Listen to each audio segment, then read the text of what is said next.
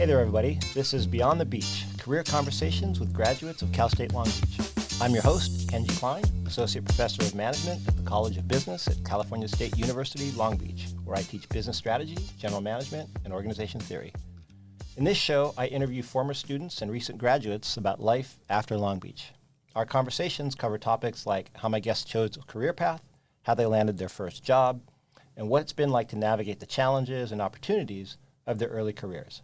My hope is that you will find their experiences useful and inspiring in helping you chart your path beyond the beach. My guest today is Andrew Forcier. Andrew was a student in my business strategy class back in 2018, and I think you also took my organization theory class. Yeah. Is that right? Yeah, that's right. Okay. And now works as an operations manager at Amazon, a company I think most of us have heard of. Hey, Andrew. How's it going? Hello. It's really good to see you today, and I'm just really glad that you came in the studio to talk with me. Yeah, definitely. So again, as Dr. Klein said, my name is Andrew. I graduated Cal State Long Beach about 5.5 years ago. After that, I took about a couple months off, and then I started out with Amazon. I started out as a university hire level 4 area manager, which is most university hires start out with. And then I promoted after about 1.5 years to level 5 area manager. And then I went into like a specialty role, which was called like a learning area manager, where I got to focus on like all the onboarding and training for like a local site. And then I moved on to operations manager role. So That's cool. Yeah. So let me ask you a question. What did you study when you were here at Cal State Long Beach? Like, what was your concentration area? And then why did you choose that field? I chose, I ended up studying business administration with concentration in business management. Okay. I chose it because, like, that was more, like, previously before I worked at Amazon, I worked at Chick-fil-A, and I was like a shift lead. It was actually my first job, and then I became like a shift lead and then like a manager there, and so a lot of my experience was in management, so I thought like that was kind of more what I wanted to pivot my career towards. So that's why I decided to go with that when I was at Cal State Long Beach. So it was just a general management one, so you didn't concentrate in supply chain? No, I think part of it too was because I actually transferred from a community college. Okay.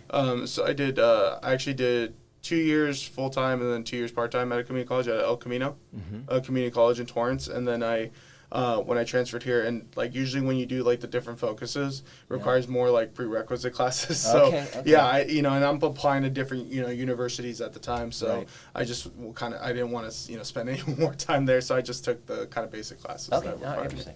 Yeah, for some reason, I guess because you're at Amazon, I thought, oh, maybe he did supply chain, just because it's. Yeah, logistics and distribution. It seems like it'd be really important there. Yeah, but, it's kind of funny because like I work in like operations management, but exactly. like you, especially because you work for a huge company like Amazon, you meet people like all sorts of degrees. Like you kind of think it would mostly be business major. You meet a lot of people that are internally promoted with Amazon, so that's super cool. I actually launched a building back in 2021, and there's over 80 like salaried managers, HR, safety specialists, like loss prevention, all that jazz. Right. And over half of them, or actually I think just under half, so like a little like 40-ish, were internal promotion. They started out as like entry level associates. So you meet people like that. 2 of my managers that report to me have biology degrees. Okay. You know what I mean? So like so you kind of get people across like different backgrounds and stuff like that. So tell me about like that first job at Amazon. And I guess maybe start with how you landed it and, what were the key steps that helped you get that position? Yeah, so I got super lucky with my how I initially got my job with Amazon. So again, just to paint the picture, this is like 2017. I had made a LinkedIn profile for a previous class, but it was a business communications class, and we made a LinkedIn profile, and she would grade us based on our LinkedIn profile, right? I think I got like a B on it or something, but I got a job from it. So, but yeah, so we made the profile and everything, and then... what kind of stuff was on the profile? So great, like on the picture, like how professional it was, your work history, education. So, where I went to high school, where I went to community college, GPA, stuff like that. What'd you do at like extracurricular? So I did volunteer work because I was previously in Boy Scouts, and so I still volunteered with my previous troop. Okay. So I did that too. So like things like that, and kind of what I'm looking for too, like as a job, since I was a student and, Right. I was actively, looking for a job. So like what kind of positions I was looking for. So So basically, it was just like a straight, basic LinkedIn profile, kind of like a resume, basically. Yeah. And without a whole bunch of bells and whistles. Or anything. basically like a short built like resume. Yeah. Okay. Like I would say like a paragraph summary or like Okay. that kind of base. So yeah, I had that. And then, I think like it stayed dormant for like 3-4 months. I never logged into it. I never at that time really understood the power of like social media and like networking online. I thought like all networking, if you don't network in person, like it's not worth it, right? Which was very naive of me. Right, okay. I recognize now, but I actually got approached my senior year by a recruiter from Amazon and messaged me on LinkedIn and say, hey, I saw your work history. I saw, you're going to graduate this year. I think you should apply for an area manager role at Amazon. It's out of one of our fulfillment centers. And then you can, it's kind of entry level for university hires. And then it kind of gave like you would look over 100 to 150 like entry level associates, and that kind of thing. So this opportunity just came at you. Yeah, super lucky. Again, Okay. I recognize like All right. like how lucky it was, because at the time I was applying to different internships and I was looking at everywhere, like Okay. Craigslist, Facebook, like Right.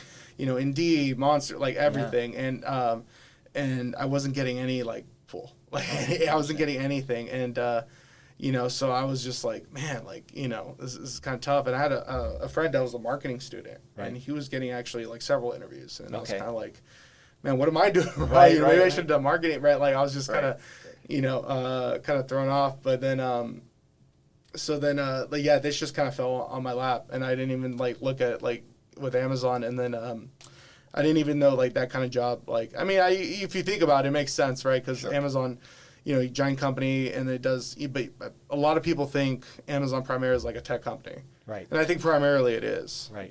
But like obviously there's a huge wing of it, which is like its fulfillment operations. Yeah, so they have an operation there. yeah. And it's I think it's it's where it gets its most revenue actually is from like fulfillment, but the most profit is from like AWS Right. and stuff. So, Right. but yeah, so that kind of just fell in my lap. And you were a student at that point, or you graduated at that No, point? I was still a student. Okay. Yeah, I was in my senior year. Right. I think I had taken your strategy class, and I took I think the organizational theory, I took it my last semester. Yeah. And so, so this is like my second last semester, this fall 2017. Yeah. And then I get hit by this recruiter, and at first I thought like, I was kind of like, is this a scam? Like, Right, everyone right, thinks right. that. But I was like, no, it seems like she's a recruiter. She works for Amazon. So I then applied to the position. Didn't hear anything for like 2 months, and I'm like, oh man. And so now I'm like again getting nervous, right? But then they randomly hit me up like, hey, you have an interview next week. This is how it's going to be like. This is how to prepare for it, et cetera, et cetera. Right. So they did some like kind of workshop, like 15-minute, like pre, like what to expect from the interview. Right. What the job is like. Yeah. Just because they really want to make sure that. Going into the job, a lot of people have a different like viewpoint of the job. Right. They think it might be more. Some people think it's like more of like a desk job. Right. And but this one, like you're in a warehouse, Right. you're working with people, Right. you're constantly, even now, like I still work with people.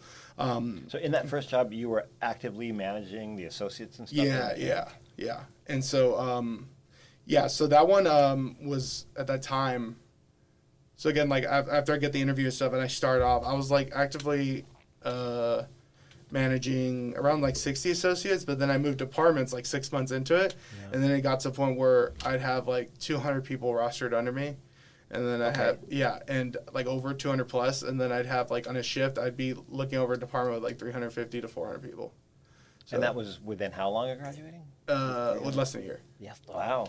That's a pretty big transition. Yeah, and so I had like definitely like what's cool with the structure in Amazon. You have what's called like process assistants, so they're like your hourly supervisors. Right. So you have help. It's not just you, Right. doing the whole thing. Okay. I don't want to, people that are interested in the area manager Right. position. Like don't get Like, scared. oh, freaked out. Yeah, I'm yeah. gonna manage 300 people on my Yeah. own. No, Okay. like I had a co-manager too. Okay, right. So it was me and him on the shift, and then plus we had, our hourly supervisors. We'd have like 3 to 5. Right. So, I mean, I Yeah. would imagine, right, you've got a big company, a very successful company like Amazon, has all kinds of processes and systems in place Yeah. to ensure that when they bring someone in, they've got a way to get them up to speed and get them so that they can do the job that they need to do. Right. It's gotten a lot better since I started working there. Okay. I mean, I'm pretty like open about it. Okay. I don't, I don't think like, and I think Amazon recognizes. Right. Like when I first started, it was very much like, what's the word I'm looking at? Like things were very ad hoc. Okay. They didn't even know I was going to show up at the building. Like they're like, I called the guy and I was like, hey, where do I go? Because my email said what building it was at on my first day, but it didn't say where, like, go to this department or, like, meet me at this area, right? Because it's a giant warehouse. I've never been in a warehouse before or, like, like this scale. And he's like, oh, okay, just, like, wait, like, in this area, and then I'll meet you up front. And I'm like, oh, okay, right? And so they weren't really, like, expecting me. And, and the so even in 2018, they had not solidified that 100%, yeah, 100%, and like in the now it's a lot more organized. So like I said, I did that, and then I went to a local site like a week after, because they have you make for like a week work in the process with like what associates do every day, and then they do like managed leadership training, but it's just a week, and not it doesn't prepare you like what you're going to go through for the next however long you stay with the company, and then now it's a lot better. They actually fly you out to Seattle. And it's like basically like a class. They've got like a training center. Yeah, they have like a training center, and then they actually get managers from like new managers from like all over, and then they bring you back like a month or two later. Okay. And then to kind of talk. Okay, so you've been a month in the job. Like, how's it going? Like, But like I said, for mine it was like a lot more disorganized. Yeah. And now they do a lot better. Like where I talked about, I had like 200 direct reports. Right. Like that doesn't really happen anymore. Okay. So that's good. Like they have like a span of control limit on like for each manager, so I think that span of control, so the number of people that any given manager is responsible for. Exactly, and that helps out a lot. Not just with like manager experience, but like associate experience too, because if your manager has 200 other people, it's kind of hard to develop that connection with them. Most people want just to come in, clock in, do the job, leave. Sure. But there's obviously people that it's a lot more to them than that. So especially if you said that they promote a lot of people from within, right? You were saying that that people that you supervise, a lot of them started out as associates. Yeah. So in order for that to happen, there's got to be some connection between their supervisors so they can learn how to advance and what might be expected at the next level. Exactly. So realistically, you're not going to develop and it kind of sucks too because you want to know like everyone you work with and stuff. But no, it's gotten a lot better. And like I said, the onboarding is a lot more organized. My focus was more so like on associate training and onboarding when I got into that kind of specialty role. Okay. But it's still like you definitely have impact there. So let me ask you a question. Do you have any sense for what it was that Amazon saw in your LinkedIn page or your experience that made them think, hey, we should reach out to this guy and see if he's interested? I think it was overall, was that I had experience that, again, I was a student, I was about to graduate, but it was also too, I had the experience in, interviewing people. So I remember, one, when I, my undergrad, when I think it was a business communications class, and our professor asked us how many people have actually interviewed people, and I was the only one that actually did that, had that experience. So that the job at Chick-fil-A as a manager was basically an important experience. 100%, yeah. So doing that, being bilingual, I think also too actually being a people manager, and so. I met especially in Amazon too. I met a lot of smart people, who are very confident and very intelligent and very driven, but they're not necessarily good people managers. Right. And so I think I had a proven track record of being a people manager, plus, being driven, being a data-driven leader. Yeah. I think that was a big one that usually people that work in fast food or restaurant, service, they don't keep track of certain KPIs and stuff, but in my resume and my LinkedIn, I had KPIs that would keep track of revenue increases, waste decrease, things like that, kind of, but that kind of basis that. So were those metrics that Chick-fil-A itself was specifically like focusing on, and so you had those numbers, or was it just you on your own were sort of this is important? I know these things are probably important for this company, so I'm going to keep track of it on my own. So it was a mix of both. Okay. I mean, like revenue and stuff, like, yeah, they keep track and they would let us know. And, I would add that in my resume and stuff. But like things like waste and stuff, Right. I would actually use to like benchmark my own performance. Okay. So I like to do that because I feel like, and it helped a lot, like going into Sure. Amazon too, because, it's 100% like, it's a lot metrics driven, right? Yeah. The reason I'm asking that question is, it's like I might have people who are listening right now who are in this kind of a job, right? And so they might be working as a manager at, a fast food place or a restaurant. And they're only thinking about the people side. But what you had said was it was that combination of you knew how to manage people, but you also had this sort of data-driven approach. And that showed up in your LinkedIn page. Yeah. And maybe that's one of the things that drew them to you. So if somebody is out there and you have this experience managing people, it might be nice to sort of find ways to include some metrics and stuff in that as well, so that when somebody looks at your resume or your LinkedIn page, they see, oh, this person, is well-rounded because they understand the sort of hard stuff with the numbers, but they also know how to manage people. Yeah, exactly. That's why I tell people, like, I even helped someone a couple days ago at work, entry-level associate, and she wants to move up to a supervisor position. Right. And she's like, she's 21. Mm-hmm. She's a very hard worker, very hungry, and she's like, oh, I've never done an interview before, because Amazon does an interview for entry-level positions. Right. So I was helping her, and like I was telling her, like, you don't have any data to back this up. I even told people, like, if you don't have like any data like to back it up, like, and it doesn't have to be like super complicated, Right.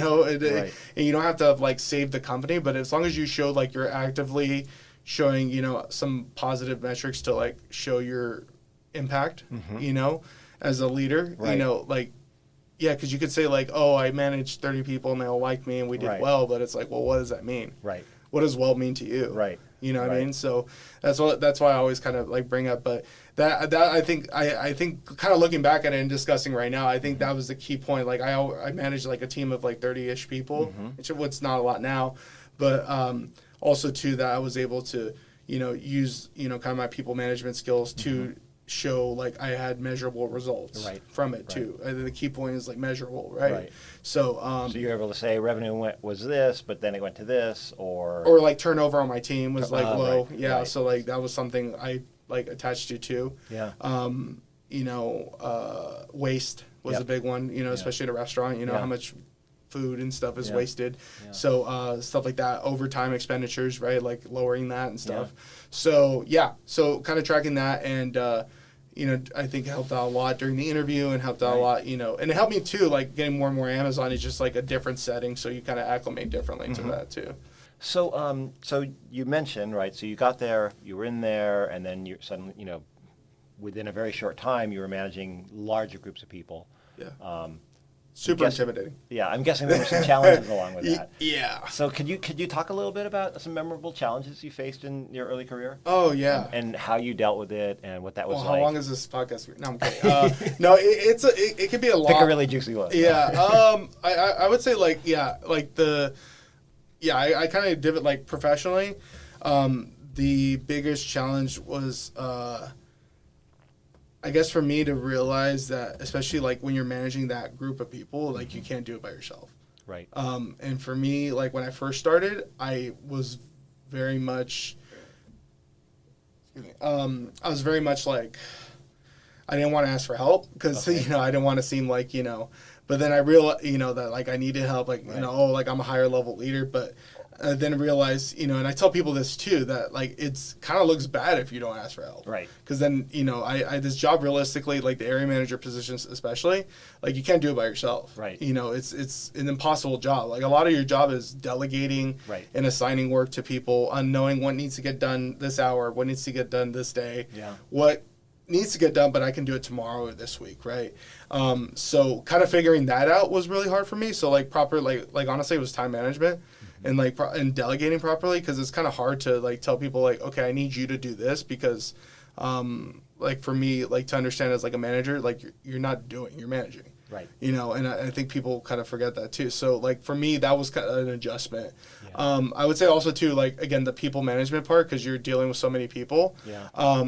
You deal with all types of personality types, and I know they like there's the saying like treat people the way you want to be treated, but I think like a closer one is, especially in like business management, like the current environment, current market, is you want to treat people the way they want to be treated, right? And then, but also still want to remain aligned with whatever you're trying to get done. Yeah. So, dealing with people, because you'll deal with all types of, like I said, all types of personality types. You'll deal with people that, no matter what you say or what you do, you're the reason everything's wrong in their life. Like I've had, like I've luckily I haven't had like, like any like workplace violence against me, but I've had like, people like screaming in my face, like, like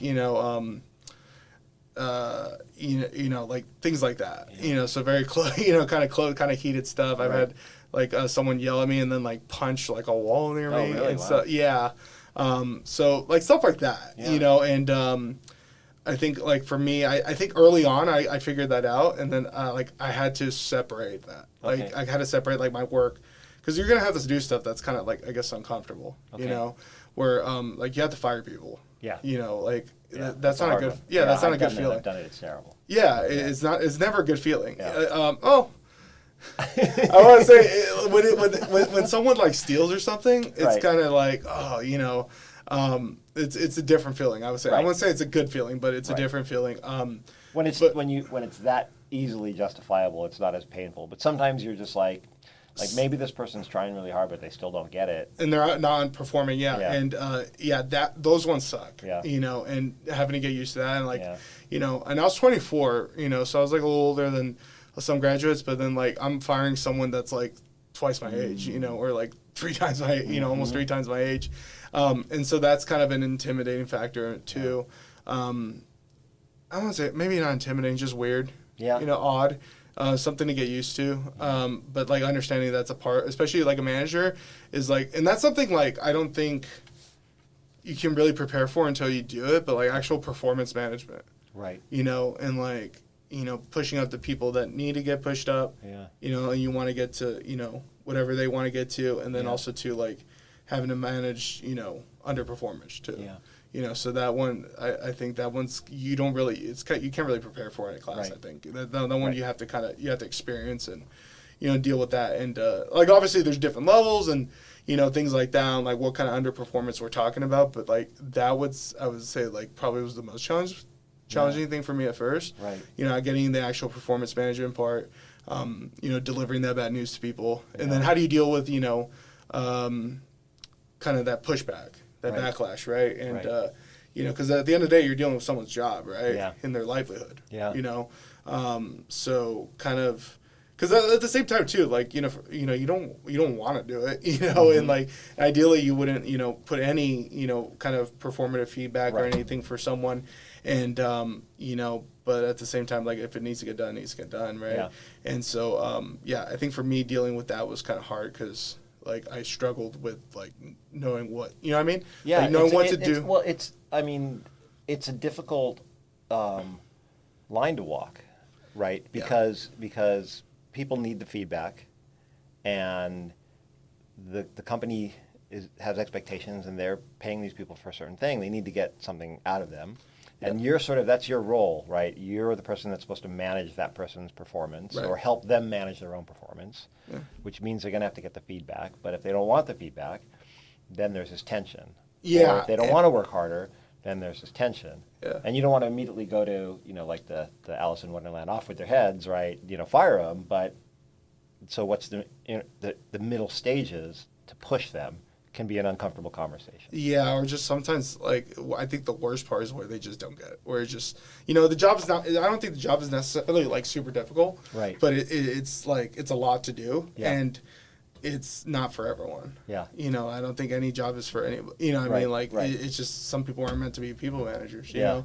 And, so kind of for me, like, that was so new to me. Yeah. I had only fired one person ever when I worked at Chick-fil-A in my almost 7 years. And so I went to this where I'd fire at least someone once a month. Wow. Okay. That's a little different. Amazon obviously has a different environment now. Sure. We can go months without terminating people, and usually it's for attendance. It's not even like like underperformance. Underperformance. They're just not showing up. Yeah. Especially for like managers too. That's like a way Right. different, Like now I manage managers now, so that's a different. Right. That performance management is different. It's really different. Yeah, that's interesting. So you had said earlier, right? You had talked about sometimes you're in these difficult situations where people are angry, right, punching a wall or whatever, right? Yeah. So I'm curious. In learning to manage that, was it that you learned how to communicate it in a way that people didn't respond as angrily, or is it just that you've learned to sort of internally like be able to sort of not let it affect you? I think mostly like the latter. Okay. I really quickly understood that if I take this home with me, I'm not going to last long. And I'm not going to lie, like my first year was rough. Yeah. Working there, like both inside and outside of work, like it was just draining. Okay. And I just like come home and I'm like, I remember talking to my dad, because I lived with my parents at the time. Yeah. And it was like my first year, it was like 6-8 months in. And my dad's like, okay, like, you just have to hit a year and you don't have to repay your bonus, your sign-on bonus, right, and then I'm like, yeah, I know. It's super rough. You come home at like 3 a.m., 4 a.m. in the morning after a rough day and, and just all of the stuff's going on. You have these expectations from your manager, from your senior manager, and then, like I said, you're kind of dealing with, like that aspect, performance management. So, for me, I quickly had to like, with 6 months in, I think I got pretty good at like separating the two. I think also too, like definitely I wouldn't say like I was socially inept before, but like my people skills got like a lot, I think, better because I've understood like how to deal with so many different personality types. Right. And like I understood that you can't treat like people 100% like the same. Yeah. And to be effective manager or business person, and you have to adapt based on the person. And it's not like to change yourself or your personality, but you have to change you have to change your approach. Yeah. Based on who you're dealing with. Right. After kind of whether you're dealing with a superior that views things in a certain way versus how you deal with a direct report versus how you deal with maybe an associate versus how you deal with maybe someone at like a skip level manager and stuff like that. So well, and even within a certain group, right? And associates, 5 associates, and they may just have really distinct, unique personalities, and so you might need to manage each one of them slightly differently because of their personalities. Yeah, exactly. And and like you have to learn to understand them as individuals in order to make that work well, or no? Yeah. No, I think so. And then also too, I think I think people like misunderstand like when you're in management role, like not necessarily like they don't expect you to do like, do everything for them. Yep. You know what I mean? Like or like, people don't necessarily naturally have that expectation. A lot of times if they're like upset about something, they just want to be heard. Right. And then let you follow up. Like the best feedback I've gotten from, when I was a like area manager role where I like look over associates instead of managers, I would, the best feedback I've ever gotten, is that I followed up on their concerns. And even if I couldn't do anything about it because of like X, Y, and Z or like, hey, like, why can't we do this? And I'm like, oh, there's an OSHA regulation, so we can't do this. Or like, there's an Amazon policy or whatever. They actually just like that I followed up with them. Right. And that like simple thing is like just literally remembering something about that person, remembering their name, and then also to like, following up on concerns they have is like been the most effective tool. So you've been at Amazon for about 5 years, and in that process, you've moved up a couple of times, right? Mm-hmm. So what do you think, was responsible for you getting promoted, for you moving up? How did you navigate that aspect of your career? Yeah, so we talked about it again, I think a little bit before. We touched on it where right now I'm applying to different positions within the company. Yeah. And right now I'm not having luck with it. Well, because one, like we're in a different time where it's slower after like kind of the post-COVID boom. Yeah. And I was kind of I was thinking to myself, like having this internal monologue where I was like, I didn't have this trouble before when I applied, when I moved, because I've been at 5 different buildings. Right. In Amazon and, that's kind of considered like a lot, within like 5 years, so about a building a year. And I was like, well, like, how did I get those jobs previously? And it's always because I had used my internal network within the company. Okay. Like most of the jobs I got inside the company were through people I worked with previously. And they're like, hey, I got this opportunity and I need someone in this position. Do you want to work it? And I'm like, yeah, cool. And I wouldn't even have to interview for it. And I just get a job offer sent. And so that's probably... That person knew you, had worked with you, and they knew that you could get stuff done. Yeah. And they knew what you were good at, so they're like, oh, yeah, he'd be good in this situation, so let's bring him over. Let's ask if he wants to come. Exactly. Yeah. And so, like, that was most of my career. And then and again, that's luck, but that's also too, like, I realized, again, like, networking is so much, like, even when you get the job, like, you don't stop networking. Yeah. You got to, especially like a big company like Amazon. So when you say networking, what are we talking about, right? Is it like going, you have to go to the company party? Is it like you go around and you make sure that you're introducing yourself to people? Or is it just like you have cordial, good relations with the people around you? Like, what do you mean exactly when you say networking? That's a good question. Yeah. I think, company party doesn't hurt. But, like, I think the biggest thing is like just keeping relationships with people. Mm-hmm. And, like, even if you don't directly work with someone, so even though if I don't directly, like, if I work on a shift and someone works on a completely opposite shift and we don't really intermingle, and I maybe see them like an hour or two, a week, if that, right. I make sure still they, like, I check in with them, see how they're doing. And then again, if I'm working on something, I make sure, like, I work with different parties and I try to get as much involvement on it. So you get, not just like eyes on it, but you get support on it too. Okay. So I think for me, like those positions I was working at, like, so when you say eyes on it and support on it, you're asking people's opinions about stuff. You're asking them, hey, what do you think about this? Yeah, or like I'll ask them, like, hey, like if I'm working on a project, like, hey, I'm working on this, like, can you take a look at it? If I'm like working on a report or a paper, right? And I'm like, hey, can you take a look at it? Like, even if like I'm pretty confident in it, and like I'm not necessarily like it's pretty much a finished product, and I'm not like looking for too much feedback. I still like enjoy people's feedback, because even people like brought up stuff, and I'm like, man, like that's a good point, But it's just I think that's really interesting because we're talking about this in the context of we're in the context of networking, right?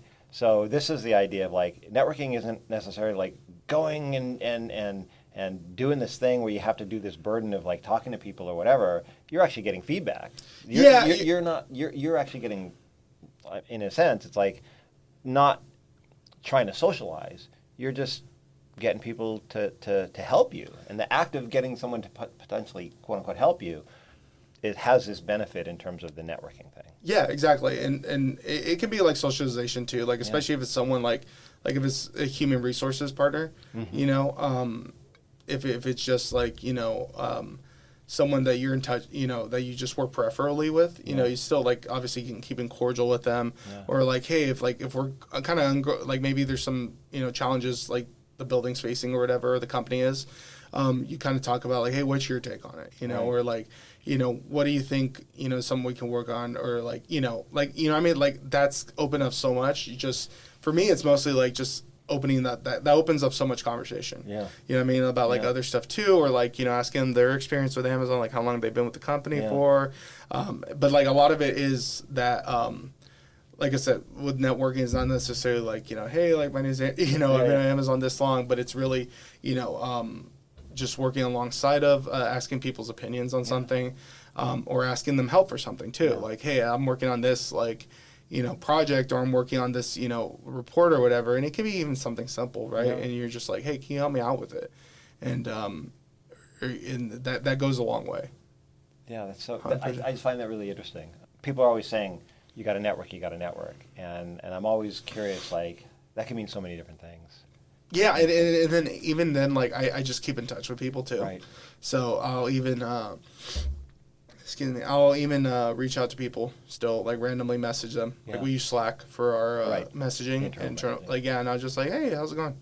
How you been? Or I'll text some people like that I haven't worked with in a few months. Like I still keep in touch with some, there's some people you connect with better, and then you become friends with. But like, even then, like even I'm not necessarily like super close with. I'll like reach out, just like, hey, how's it going? Just kind of ping them and and just like kind of just see what is going on in their kind of realm, neck of the woods, and definitely that has opened up so much opportunity, more so than actually applying and then going for an interview, because people would much naturally rather hire someone they know, even if they're like, and I even thought about this too. People are probably more likely to hire, even if like on paper they're less competent. Right. And by competent I mean like less qualified. Like maybe someone like like let's say if they look at me and they're like, well, I've worked with Andrew, I know how he works. Right. I know what he kind of product he delivers. Things like that. But I have someone that's an MBA grad, maybe been with the company, but I have no idea who they are. Yeah. And it's like, well, I know it, like that's kind of who I know. So you already know how to work with, because that's the hardest part. Is like, especially if you're working on a team of managers, like Sure. is working with the different personality types, and it's like, Right. how do we make this like kind of cohesively work? Sure. And I mean, you could have somebody who's got amazing credentials, but they're a total difficult person to work with, and that's not going to show up on paper. Yeah, I even have this too, where I was hiring for supervisors on my team, Yeah. and I was even saying like, dude, and I was talking to someone, about this, and a colleague, and I was like, I don't even need someone that's like, like super like a just go-getter, like super technical knowledge, know-how. Right. I just need somebody who's like easy to work with. Right. If you're easy to work with, and like people generally like you, and you can handle like direction, and you're not like too much pushback, like I can work with that. Right. And then the sky's the limit at that point. Like I actually had a manager. He was only my manager for a couple months, but he had told me, one thing I think we don't recognize enough, but one trait you have, I think, like versus like everyone else, is you're easy to work with. Right. And I think like that should be recognized, because we don't recognize that enough. And I thought that was a pretty cool compliment. It's funny. That's an interesting way of thinking about this idea of being someone who's easy to work with, because now that you mention it, so in our department, we have a really good department. Like the chemistry in our department is really great. Like so many of the faculty members like really like each other, and it's because a lot of us are just really easy to work with. We're like, hey, we got to get the job done. We want to do the work. We're not going to be obnoxious to each other. We're going to be helpful to each other, and it's a really good environment. And then in other places that I've been to, and other places that other people have been to, and maybe even some other departments and stuff, it's just like there are people that are hard to work with, and it's hard for everybody when you've got someone like that. It feels like it's like you're fighting them almost. Yeah. Like it's an uphill battle. Yeah, it's like the Sisyphus, Yeah, like you're rolling pushing that just rock up the hill. yeah, the whole time. and then it falls back down. Yeah. It's 100%. It's like I said, I've definitely worked with like, again, going back to personality types, not just associates, it's it's 100% managers too, and it creates better, like you said, that I hate to sound like cheesy, but like, so the synergy, right? Like it works a lot better. Like people are just happier. Yeah. And it doesn't mean like, I want to clarify too, like it doesn't mean being a pushover too. Right. Because some people think like, it's just like you're like a yes person, and like, you just say yes to everything, or like you go with everything. It's like, it's not that. Like you definitely like, I mean, it's kind of true, but like me and this other manager, like when we go into our like senior level meetings, like we're like the two most vocal, Right? Because we'll just like kind of call stuff out, or like concerning, right? But it's not like, we'll still do the job, and we're still easy to work with, and like we're still, but like we still very much want to like express our opinions. Like it's important to us. Yeah. So for me, that was kind of understand. Because when I first started, I was just like saying yes to everything, and I just got super overwhelmed. Right. And then I had a better understand. Like I had to manage myself if I want to manage people, and then I got a lot better at like I said, you can still be easy to work with, but it doesn't mean necessarily you're like because if you're just saying yes to everything, like I remember like during COVID, like we had, again, Amazon had this explosion of growth, and I was working a lot. Like I mean, I was averaging probably like 50, 60 hours a week at this point. But like there were like when we launched the building, I worked, I think, like close to 100 hours. Like it was like really,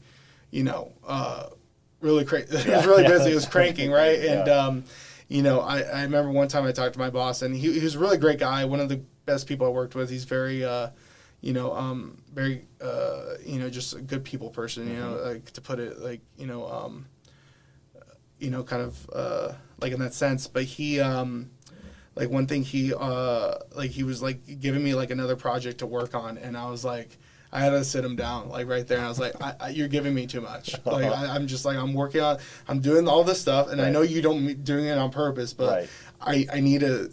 Can you just give me like a couple weeks to kind of like finish up what I'm working on? And he's like, oh, I'm so sorry, like because he just things pop up, and then and it's just like, oh, because he was the site lead of the building, so he's in charge of all this different areas. So he's just like, oh, Andrew can work on and there's a couple times I did it. Like the burnout is so real. Yeah, but so understanding being easy setting to work boundaries, with, yeah. and setting appropriate boundaries at the same time, and not necessarily taking on everything, not necessarily being a yes person. There's a balance. Yeah. And I would say the same thing in our department. It's just like, we have people that have very strong opinions about stuff, and they'll express their opinions, and sometimes we disagree about stuff. But at the end of the day, we're just like, at the end of the day, we got to get this job done. Right, Yeah. we're here for a reason, and ultimately we all want to do that, and that's more important than some of these other things. So we figure out compromises that work for everyone, and everybody's willing to come up with a compromise that works for everyone.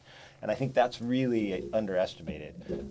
People who aren't willing to do that, who are either, total yes men about stuff, that take on too much and then they can't deliver, or they burn out, or people that they get stuck on one particular thing, and then they can't move from that, and then everybody has to deal with that. Or people that just, at the end of the day, they just don't want to work. Those people like that are really hard to have in a group you're working with. I would say you would think that would happen more often, but it doesn't happen. It's kind of a rare thing where you just have people. I mean, it does happen, but for me, it's much more like you said, dealing with people that just don't want to work with you. Yeah. Than people that just don't. I've definitely dealt with some people like that where they will try to skid by with the right. least amount of work done possible, right? Yeah. But for me, it's been more the challenging experience is dealing with someone that will not compromise, at all. And it's okay, you gotta understand, this is not I'm not the king of the castle. We're both right. not, right? Right. But this, we're here. Let's meet somewhere here. Yeah. And they're like, no. And and then it's just kind of having to walk through that. It's challenging, but right. But if you're that kind of person, and there's an opportunity in some other area, that person is not going to invite the person who's gets stuck on particular things. Unless I've seen it happen though, but it's more so because they find someone that matches their that personality type too. Got it. You know what I mean? Yep. So for me, I'll hire people like that even. I'm not necessarily we're not we're not super close or anything, or but I can see they'd be an asset, right? Yeah. They'd be beneficial to an org or the team I'm building. So so I think it's just being you got to be open minded on that too. Right. Be successful management. Sure. Yeah, and so that I guess is about recognizing every individual's strengths and weaknesses, and then putting them in a position that plays to those strengths and that doesn't get tripped up by whatever the weakness is. Yeah, that was another thing I took it was a human resources class. Man, I wish I remember my professors' names here. But it was a human resources class, but it was basically people constantly, or it's a constant thing in you hear in mainstream, where it's you gotta make your weakness or your opportunity your strength, but it's that's wasting too much time. Yeah. It's kind of a waste of energy, and it's not super effective. Yeah. But it's better to make it so it doesn't stop you, it doesn't inhibit you, and then make sure you excel. Right. So have the things that you excel at. Yeah. Exactly. And be in situations where those get drawn on, and not too much on the stuff that you're not super strong on. Exactly. And so that's why when I'm building a team or I'm gathering a team for a certain initiative, I'm working on a project, launching a new building. Yeah. I try to get a good mix of people. Just maybe people that are super really stern, but kind of still good to work with, and then I'll get people that are more of kind of the on this a lot more focused on the softer skills. Right. And I'll get some people that are more data driven. So right. My team kind of has that component too. Yeah. So let me ask you. You mentioned classes that you had. So I'm curious if you could go back in time, right, to when you were a student, and talk to yourself when you were a college student. What advice do you think you would have given to yourself? I think I would have probably, something that would have helped me is that, to be just truthfully honest, I took a Excel class. Yeah. I took one intro to Excel class in community college at El Camino. Yeah. And that class was 7 in the morning. Yeah. It was once a week. So it was 7 to 10:30 a.m. And it was once a week. Yeah. I paid minimal attention to that class. Right. And I still got an A in it somehow. But honestly, I wish I paid more attention to that class. Yeah. I think I would have. I've gotten a lot better at kind of developing my more analytical skills. Yeah. I think I would have. I wish I'd taken more data driven classes, because I kind of realized I had not a knack for, but like a drawing towards, like data and then patterns and stuff, and then using that to compare like of what actually is going on, and then making sense of it too. So I think like that's something I actually enjoy. Like it actually piques my intellectual curiosity. Right. So that's something I probably would have taken like more like data analysis class, like data information systems, like stuff like that. Yeah, it's interesting. I mean, in the college, a lot of the departments are talking about how do we bring more, data analytics into that discipline.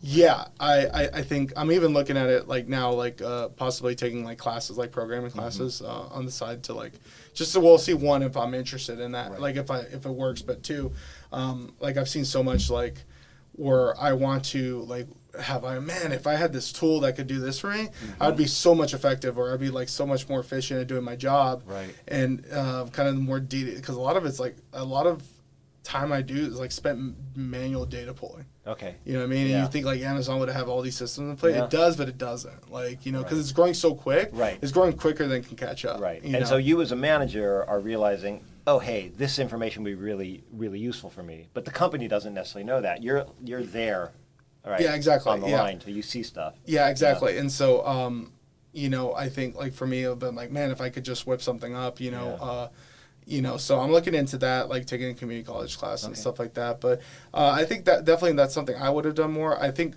in terms of like stuff I took that was beneficial to me, 100% like, the organizational theory class, I really enjoyed it. And then the strategy class also like helped out. I think it gave me a lot more look into, because also like too, like as I moved up in the company, it becomes less like executing and it becomes more and more strategy. And so that just becomes more and more until you get to like an executive level, right? Where it's like 90% strategy and then like 5 to 10% execution, right? I think Jeff Bezos has a thing where he talks about getting 8 hours of sleep, and it's because as an executive, you're going to make very few high level judgment calls, and so you got to be like best prepared, and part of that's sleep, right? So kind of the same thing, like you're doing less and less doing, more and more strategy. So I would say that helped out. My business communications class, like I think that helped out a lot too, because it taught me like, in terms of writing like business correspondence. Because like that can, especially if you're reaching out to someone for the first time, like that can kind of make and break your initial like engagement, or like how that relationship goes forward, or is it just stop? So that like I would say like those classes probably like the most that stick out to me in terms of like benefit to me, and like what I actually use on a day to day. So when you say the thing about data analytics, but you started by talking about Excel, do you think, because some people listening are going to be like, I don't know if I want to go heavy into the programming and data analytics. That's not their intention. Just really getting how to use Excel would be useful, you think? Yeah, 100%. Like I would say my Excel skills, like when I got into Amazon, was like basic. Right now, I would say I'm probably like intermediate to like advanced level. I 100% like would have like much like wish I knew that. I think like having intermediate, if you go in like having intermediate Excel skills, or like things you can practice on, like that 100% will put you like ahead. And it'll make your job easier too. And again, like I'm not saying you have to be like a wizard at it or anything, but like, just like useful formulas, like, mid formulas, doing pivot tables, stuff like that, doing like histogram, stuff like that. Because obviously if if you want to make a proposed change, you're having data, you got to make it presentable too. You can't just hand someone a CSV and then say, you know what I mean? Like, and then just like, hey, this, exactly. This is what I'm thinking. So visual data presentation. 100%. So people can look and go, oh, I get it. Yeah, and exactly, and you kind of create that, it links to like what you're going, because sometimes you'll be talking about something, and then people aren't really resonating with it, but you have that visual, when you're getting someone's buy-in on something, it's like, okay, this is how it's going to affect you, and this is why it's important, right? And so that goes when you're talking to, like I said, entry-level associate, or you're talking to, a field level executive that's, like a director. Whether you're doing with that, like that helps out a lot too. So you had talked about these times where you're working 100-hour weeks, and I've heard that was super rare though. Right. I just want to add that was like, it was like launching a new building. Like we're onboarding like a bunch of hundreds of people. Like Those are super. But I did have somebody who worked at Amazon said, sometimes I guess internally they joke about how, a year where it's like dog years when you're working at Amazon. It's 100%. Yeah. So, it seems like I worked decades there. Yeah. So I'm curious how you balance, right, the sort of professional life with, a personal life and whatever that work-life balance thing is. Yeah.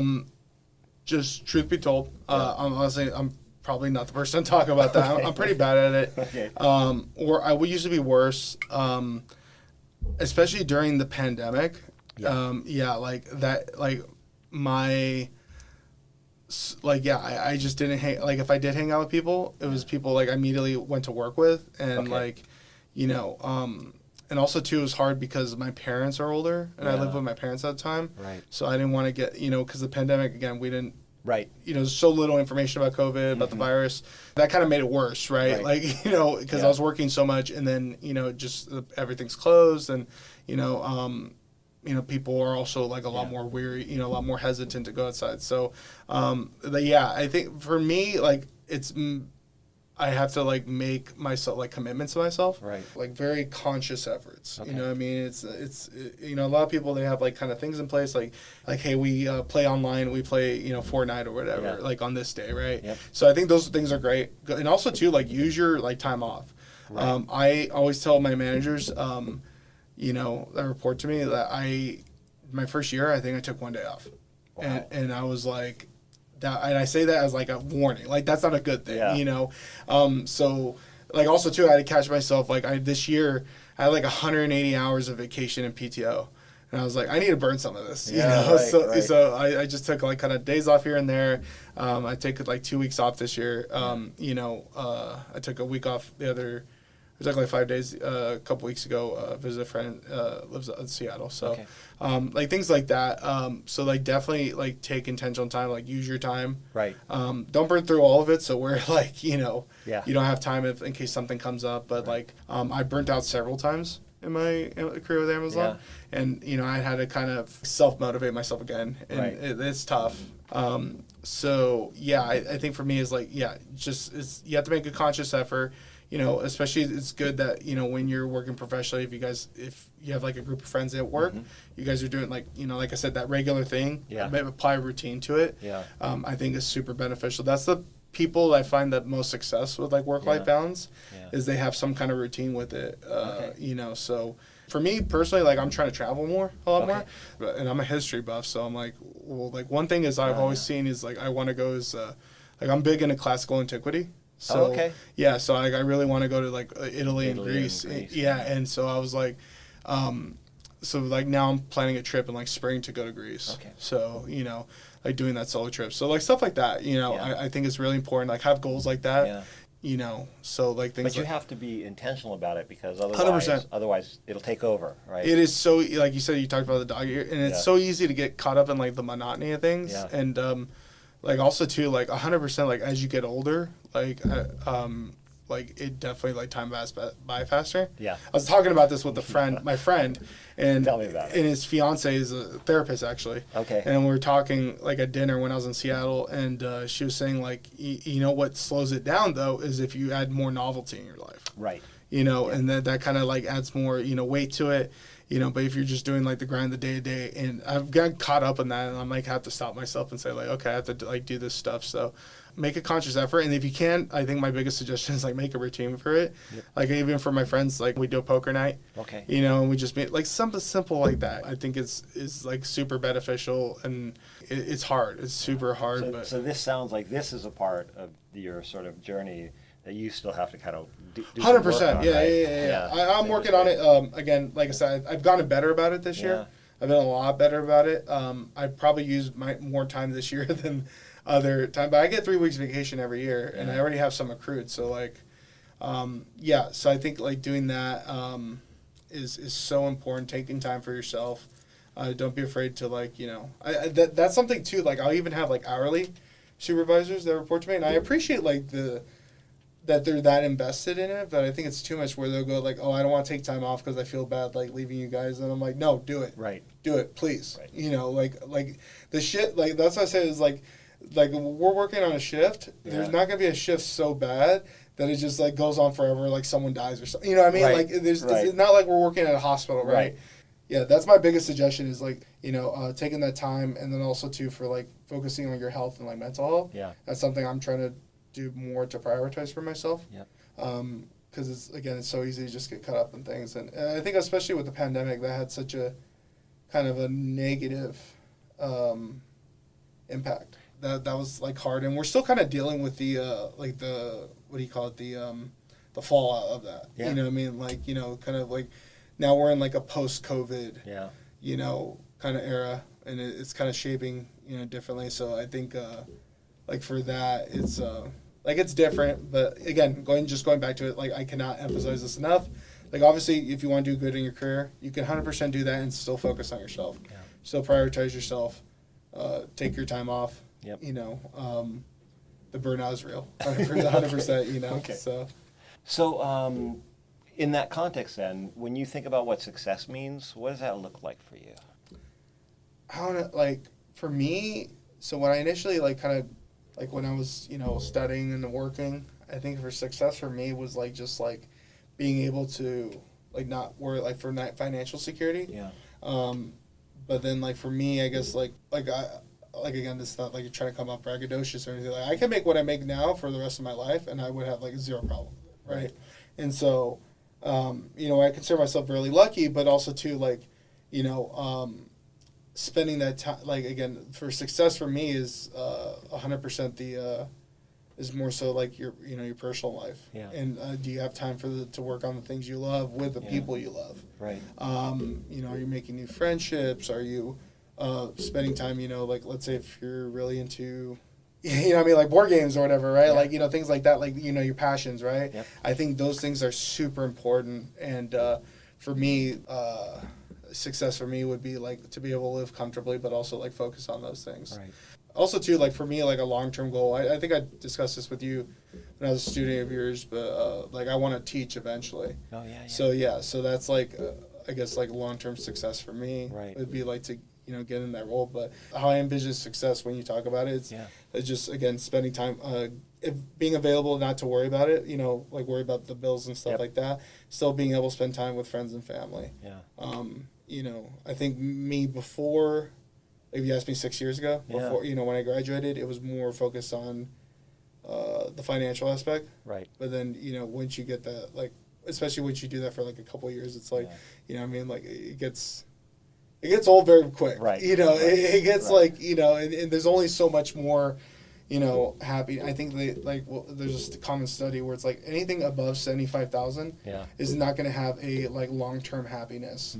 Impact on your happiness. It's maybe have temporarily. Right. Like if you win the lottery, you're gonna be, oh my god, it's crazy. But then like after a year, it becomes normal. Yeah. Like for me, I thought a long time, like once I make six figures, I was like, oh, this is gonna be this huge thing. Well, then you live in Southern California, so it's not as much, right? Then but then also too for me, it was like it's just it kind of dies down, right, quickly. And I hate to again not come off this because. I'd probably, if I was listening to this 6 years ago, I'd be like, man, what's this guy talking about? Like I get it, like it's comfortable and you don't have to worry about bills and stuff, but it's not like as much of a like monumental impact than you think it is. It's not like absolutely life changing, if that makes sense. Yeah, but also, I mean, we had talked earlier as before we started the interview. It's like you've accomplished some of those financial goals that I think were really valuable, right? In terms of like home ownership for you and for your family and stuff. It's like once you get that level down. The other stuff is like, it'd be nice maybe, but maybe it's not as important because the basics are taken care of. Like you've accomplished stuff that can be proud of, and you feel good about where your family is at, where you're at, right? Yeah. So exactly, and like I'll give one example too. Is like for me, like I bought an expensive electric car. Mm-hmm. I bought a Ford Mach-E GT. Okay. And it's a really sick car. Yeah. And it's really nice. But then, like, after 2 weeks, I was completely over it. And like, now it's just an expensive commuter car. Right. And I'm actually looking to sell it to buy, like, a simple, like, Honda or Toyota Cash, right? Right. Because the car payment does not give me that much, in, like, pleasure value, right. You know what I mean? Right. So, like, for me, it was like, oh, yeah, this is cool. Like, I made it, kind of thing. And it was super cool, like, showing it off and going to work. But, like I said, after a week or two, it was like, man, this car payment's kind of expensive, you know, and like, you know, kind of, it definitely loses its novelty, you know, kind of quickly. I could have rented this thing for 2 weeks. Yeah, exactly. So, exactly. So, I think for me, I could have like gone on for me, it's more like on experiences, right? It's like I could have gone on vacation, and that could, you know, how much I paid for the down payment and stuff, I could have spent, you know, on a vacation like with Greece or like to go to Greece or something, right? Or like, for me, like a friend, like I have a friend who's like still studying, so you know, obviously like he's a little tighter on money, so like I can actually like take him out to hang out and stuff like that, like, you know, every once in a while. So you know, doing stuff like that is like so much more important to me and so much more valuable. You know, and so that's kind of like, again, I'm trying to like, I guess, capitalize on that a little bit more. So that's cool. Yeah. I mean, I think that's great, right? I think really understanding what matters to you is really valuable, because then that's what allows you to be successful. It's like, oh, this is actually something that matters to me, and therefore I'm going to spend my resources on that, right? And maybe when, you know, I think maybe when you're younger, you've got all these things that you think matter to you, but it's not until you've actually had a chance to like try some of those things that you realize, oh, that actually didn't matter to me that much. But this actually does matter to me a lot. 100%, yeah. I think, I don't know, for me, like, again, I can only speak from my personal point of view. Like, when I was working, going to school, like, I was 100% like supporting myself. Yeah. You know, and like, it was tough, you know, and like, I was paying like rent, but like, and I was making, you know, I was paying my bills every month and everything, but like, if I, like, something happened where I couldn't work for a month or two, I was kind of like SOL, you know, I would not have been in a good spot. You know, so like for me, it was like a constant, you know, having that, like, again, that financial worry and stuff like that. But then, once you get in that, like, you know, again, once you're taking care of that, or you're a lot better in that, again, just going back to it, it's 100% goes more into like what our experiences are in life, spending time with family, you know, things like that. Those are, you get more. And like you said, like for me, like it was the cars, like I'm into cars and I think cars are cool, but for me, I'm like, dang, I would much rather have had this, like, in, like, you know, more money in my investment portfolios, or like, you know, or something I could have like invested in, like an investment property or something, versus like this car. Yeah. And it, like I said, the car's sweet and everything, and I get compliments on it, but it's funny because every time I get compliments on it, I'm like, oh, they reminded me of that freaking car, you know? And I'm like, oh, it's just like, and then I'm like, oh, thanks, you know, and I move on with my day. But yeah, like, you know what I mean? Kind of like things like that.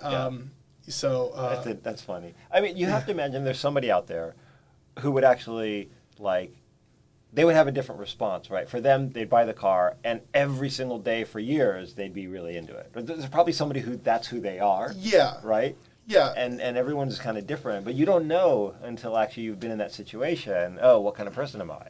Yeah, and like, again, for me, like, I like cars. I think cars are really cool. I like, you know, I watch, like, a lot of car shows.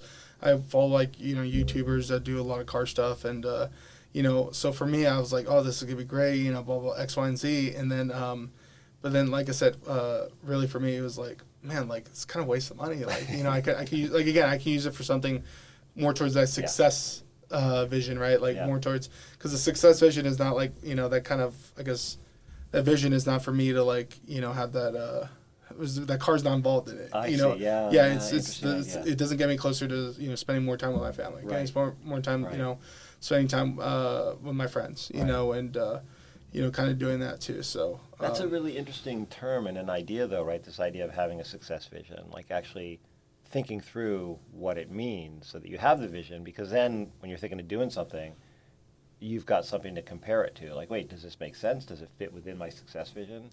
Yeah, and so, like, for me, like, again, it was more kind of hitting that the physical, you know, I mean, like, kind of like, you know, like having the things, right? And I learned, like, quickly, like, first, like, so, like, for me, for, like, you know, kind of more of, like, a personal thing, but, like, I have this kind of, like, bad habit where, like, if I, like, in terms of, like, mental health, I'll just, like, instead of, like, dealing with, like, my problems and stuff, I, like, before, I would just, like, buy stuff.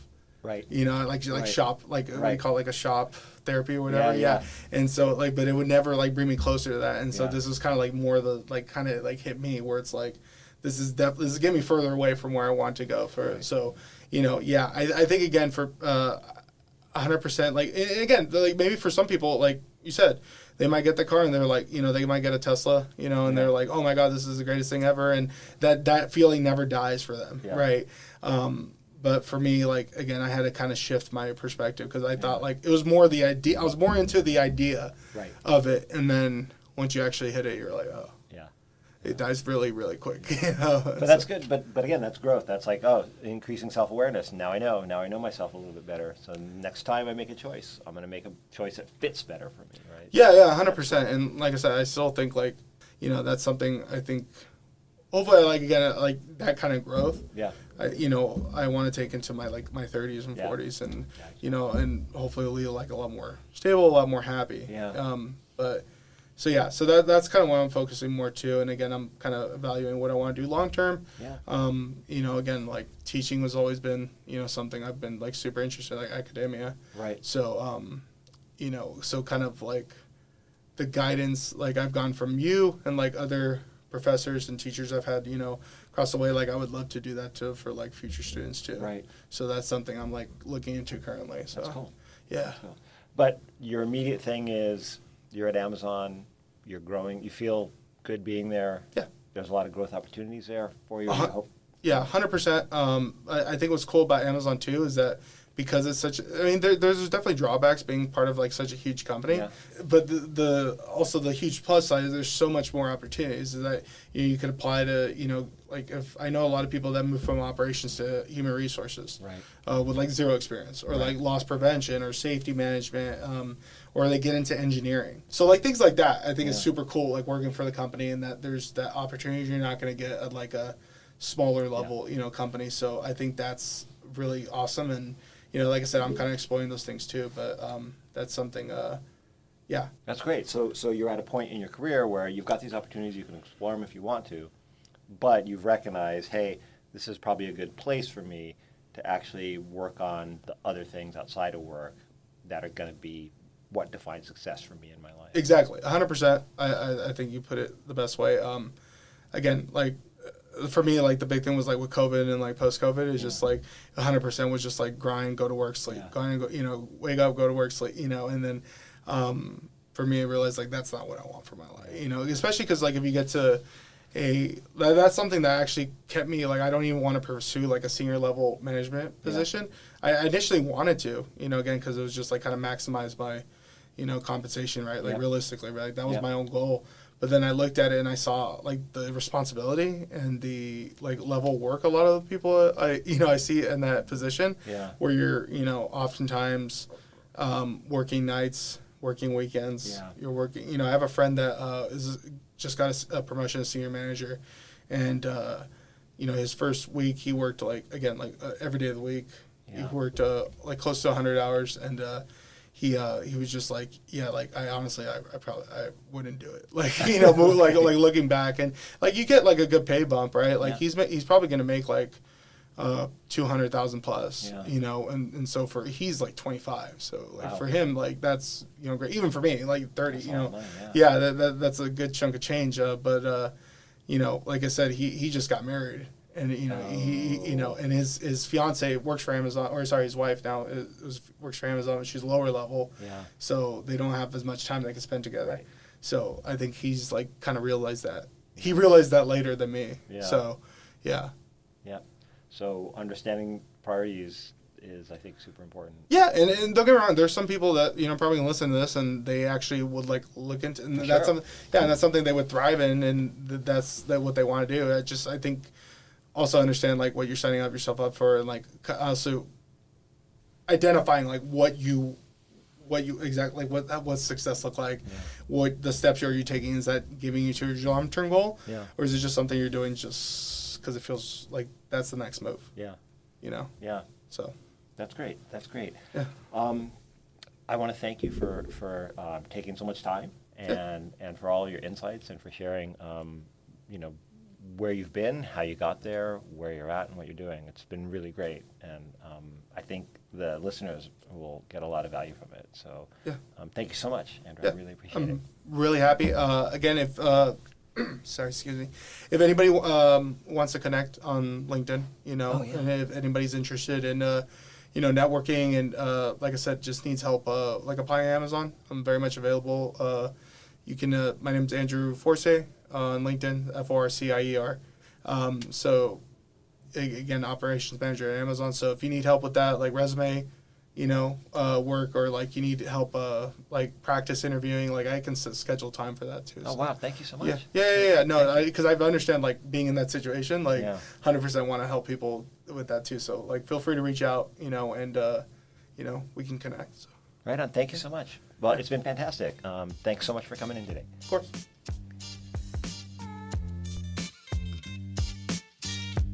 Thank you all for joining us today at Beyond the Beach. I hope you enjoyed the conversation as much as I did. And if you're enjoying the show, please consider subscribing on Spotify, Apple, YouTube, or wherever you get your podcasts. And for those of you who want to go the extra mile, please consider leaving a review or comment. Thank you.